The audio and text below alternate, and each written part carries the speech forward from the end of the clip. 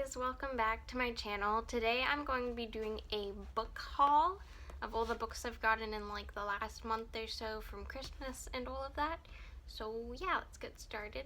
The first one is Wings of Fire, The Brightest Night by, I don't know how to pronounce that, but Sutherland, whatever. And this is about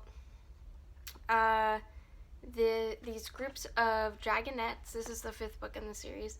But it's about these dragonettes, and they're the dragonettes of prophecy, and they're going to end the war that's going on between the 3 queens. That's what their prophecy foretells.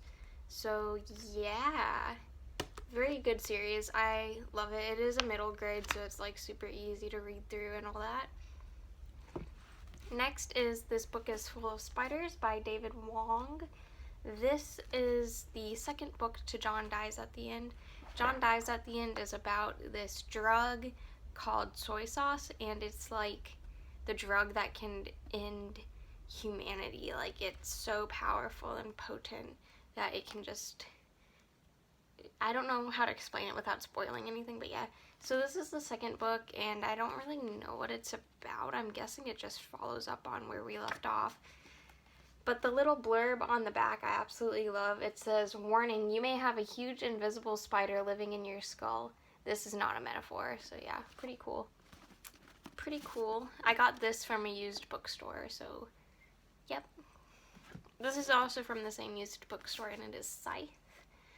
So this is about this world where people no longer die, and to keep population control, there are these people called Scythes that will kill people to keep the population under control.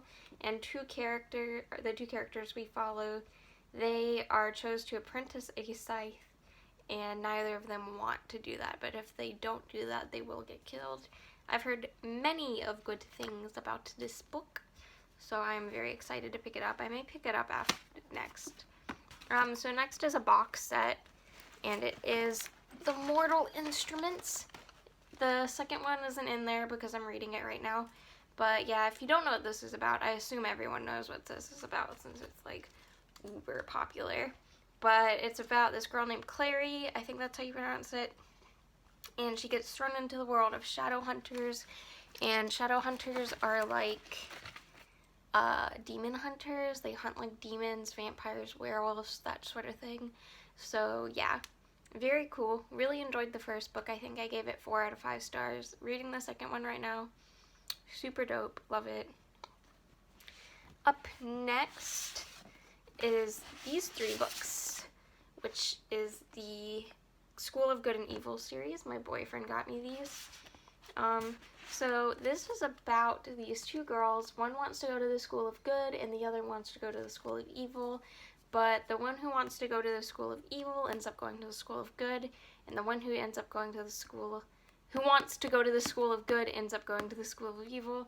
A little confusing, but yeah, it's a middle grade series. I've always wanted to pick it up because the cover is just so stunning. It's super interesting. I think it will be a good read.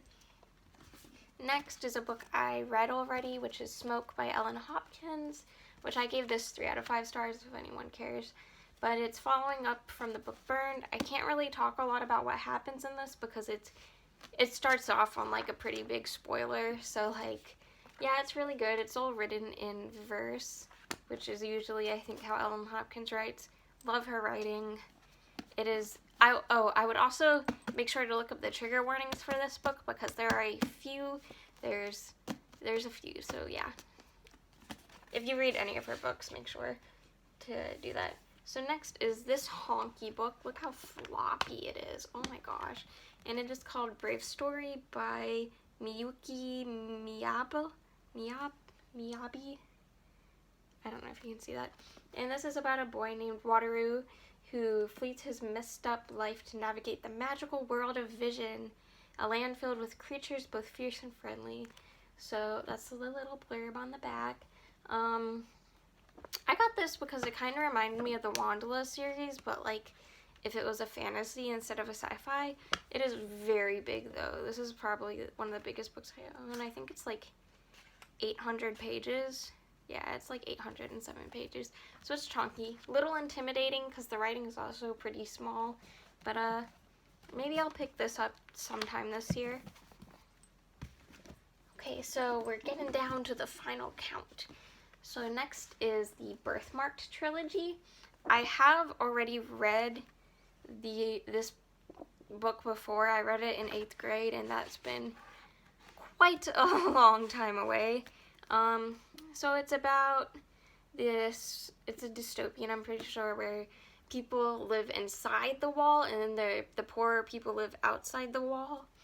And it's their duty to serve, like, to bring children into the city, I believe.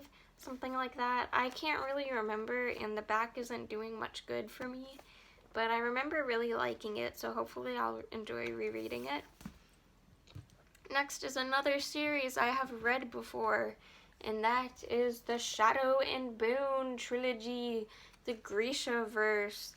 So good, so good, so good. I also kind of forgot what these are about, but I remember loving them, and I'm gonna reread them soon because of the Netflix adaptation that's coming out. But let's look at the back.